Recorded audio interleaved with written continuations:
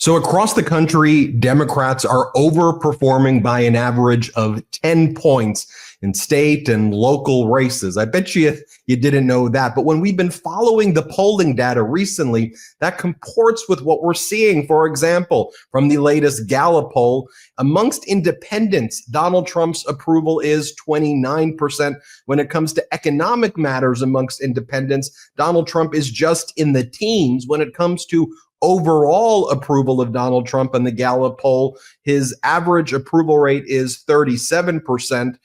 Democrats are now viewed more positively on solving inflation than Republicans. We knew that, but now it's being reflected in the polling data. And where we've followed these state and local races, it's always being reported like, oh my God, a big shocker in Lancaster, Pennsylvania, a big shocker in Iowa, a big shocker outside of just kind of state legislative races. The mayor's race flipped in Omaha that hadn't happened in, 3 cycles.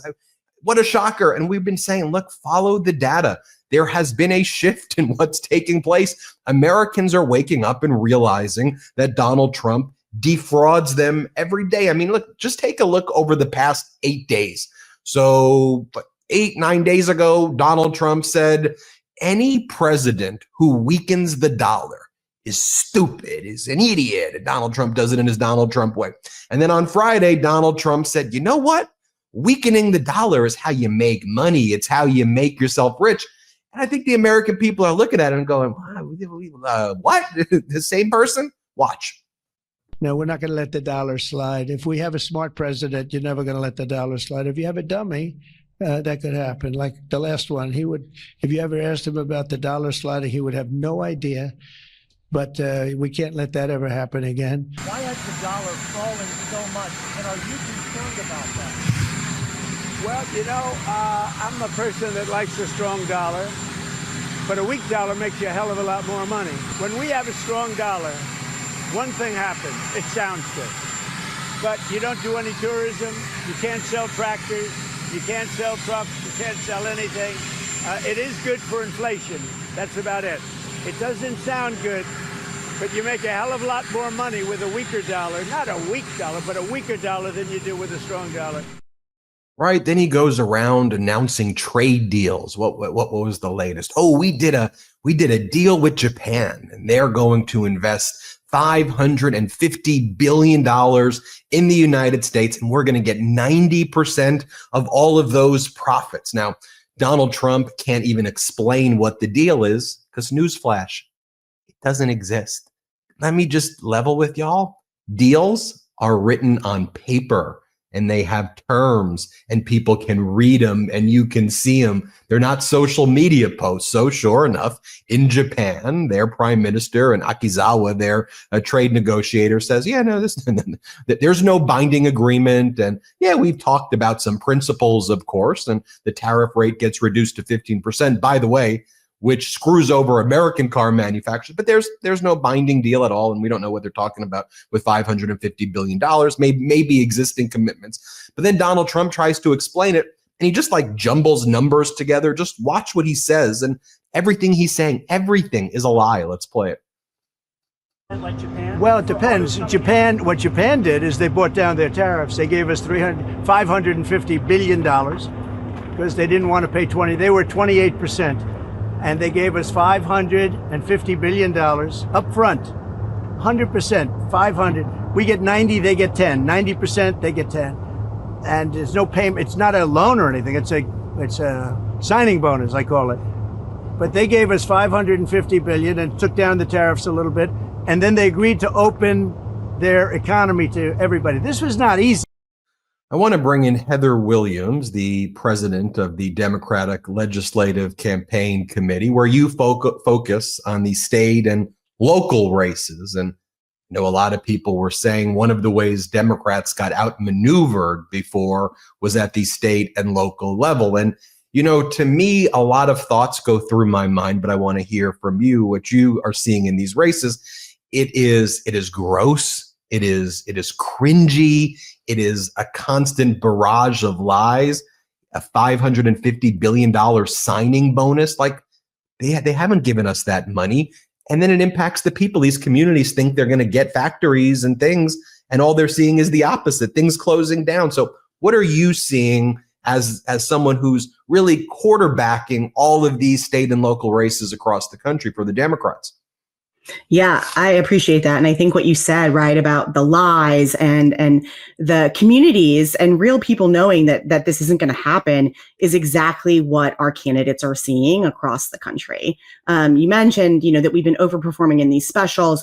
We've got really big races on the horizon in November in Virginia specifically.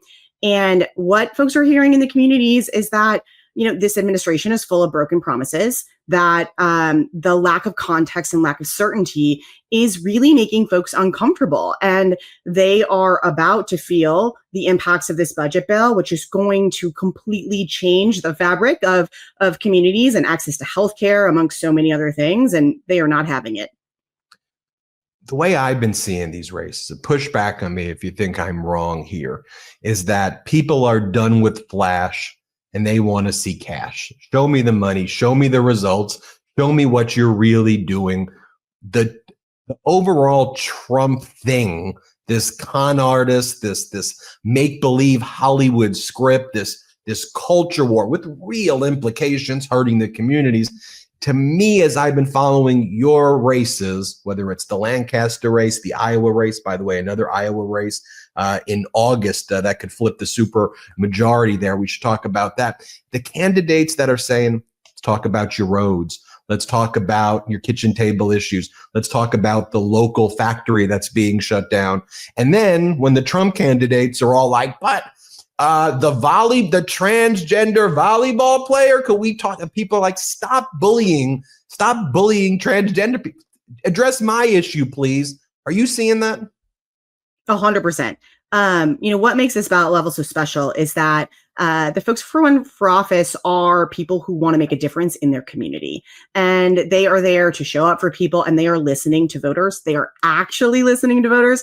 And what that means is that they understand that exactly what you said, right? People are like, how are you going to help me? How are you going to put more money in my pocket? How are you going to help me see the opportunity that gives me the kind of economic security that I can make good choices about my life? And that is exactly what our candidates are seeing. That is exactly the kind of discussion that we are having. And that is why you are seeing numbers move towards Democrats across all of these different facets. To me, this Epstein issue that's exploded nationally, I think, though, is a proxy for a lot of other issues as well. I think it should be dealt with on its own terms, because the heinous criminal conduct that was there of Epstein and Ghislaine and anyone else involved in that sex trafficking ring needs to be called out. But I think it's also poke this dent in everything where people are just like, you're covering up. You are a bad person. And I think people are like, you know what? This isn't red versus blue, Democrats versus Republican. This is good versus evil. And you're talking about pardoning Ghislaine Maxwell. I mean, before we did this interview, I just saw this. This is, I don't know how this is real life, but Salty, play this clip. He's got the latest from Washington for us. So David, what else did Maxwell's attorney say? Well, he said a lot. We wish we could be in and hear what was said in the actual meeting. This meeting was a lot shorter than it was yesterday, but this was a two-day event. The highlight, though, it appears that her team wants a pardon. Watch. We're going to take one day at a time. I know that's very cliche, but it's true because things are happening so quickly. We haven't spoken to the president or anybody about a pardon just yet. And listen. The president this morning said he had the power to do so. We hope he exercises that power in the right and just way. I think anybody watching it, and to me, not in a political way, you're just like, I just want to grab the TV and just throw it. Like, what is this? Talk to it. Yeah, no, I think you are right. And, I think what's rooted in this is so many broken promises. Voters were sold a bill of goods by this president that he was going to focus on them. And what they're finding out now, that he is only focusing on himself. He is focusing on his buddies, himself, his family, and that is where all of his time and attention is going. And the only people that are losing out on this is all the voters who thought that he was going to make a difference for their lives. And that is all coming to bear. And we are seeing that every single day in communities across the country. So talk about what do we have coming up? What's on the horizon? I mentioned that Iowa race, important because it could break the supermajority there, which has implications. Basically, every Tuesday, you have some election going on somewhere, a special, or this or that. So you're getting more data in real time than really anybody because you're seeing the real results of how these votes are going. And as I said, in the aggregate, a 10-point overperformance. So if that holds up for the midterms at the federal level, I mean, we're talking about a pickup of 60, 70 seats if that can hold or even grow. And I'm not trying to get ahead of myself there, but what do we see on the horizon at the state and local level? Yeah, I love this question. As you said, if it's a Tuesday, it's an election day. We've got a number of things on the horizon that are not only meaningful in their own right, but are meaningful in building this narrative as we move into the sort of official season of midterms. So we've got a couple specials coming up in August, one in Iowa, the Iowa Senate. It could break the supermajority there. We've got a special in Georgia. We're going to have races in Mississippi from their redistricting, new lines. We've got state Supreme Court races in Pennsylvania on the November ballot that will have a redistricting implication. And then, of course, we've got the core races that are happening in November in Virginia and in New Jersey. Virginia has a 1-seat majority. It is primed for really good conversations in those communities and real opportunity there. And we are excited about what that will tell for the future. There you have it. I would love for you to come back on before some of those other races. And if you ever want to, this is how I exert peer pressure. If you ever want to write, I do it while we're doing the interview. If you ever want to write for our Substack or have people in the organization give updates with the data on MeidasPlus.com and other things, I think it'd be helpful for people to really follow and see this. So every time these things are reported as surprises and shocks, let's just follow the data. Let's do what we can and all play our part. But we appreciate what you're doing at the state and local level. Heather Williams, president of the Democratic Legislative Campaign Committee. Thank you so much. Thank you. Everybody hit subscribe. Let's get to 6 million subscribers.